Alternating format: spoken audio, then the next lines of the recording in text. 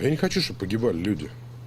Не хочу, чтобы погибали русские, не хочу, чтобы погибали украинцы, не хочу, чтобы были беженцы, которых, кстати, уже к миллиону приближается число. И, кстати говоря, они не только в Ростове, не только на Кубани, они в Ярославской области уже есть, они есть в Москве.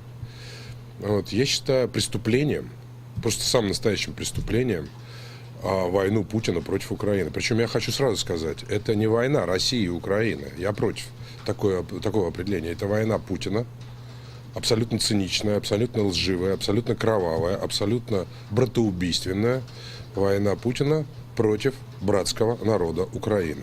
Почему воюет, кстати, тоже более-менее понятно. Первое. Все действия, которые он совершает, как внутри страны, так и за пределами, направлены для реализации главнейшей цели его. Это удержание власти любой ценой. Теперь уже пожизненное удержание, потому что он совершил преступление, отправив туда регулярные части. Он не имел права этого делать, поскольку не было санкций Совета Федерации. Вы знаете, что в июне Совет Федерации отменил право Путина направлять войска за рубеж, и в том числе в Украину. Вот, поэтому это преступление, которое не имеет срока давности. А второе, надо понимать, что он мстит Украине за антикриминальную революцию, которая там случилась с декабря, даже с ноября по февраль. И результатом этой антикриминальной революции, когда народ вышел на улицы, стало свержение вора президента.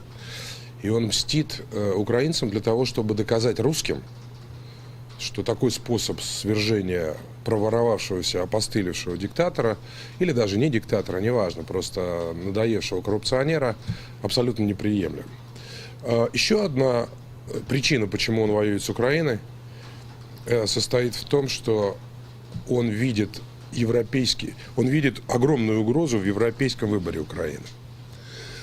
Это угроза путинизма, угроза его власти, потому что европейский выбор – это демократия, это прямые выборы, это сменяемость власти, это торжество закона и так далее и тому подобное. Это все противоречит вектору на единоличную власть, на полицейщину, на бесправие, произвол и коррупцию. Поэтому успех Украины на европейском пути – это, конечно, катастрофа для Путина, и это шанс для свободной России, собственно, повторить этот самый украинский путь.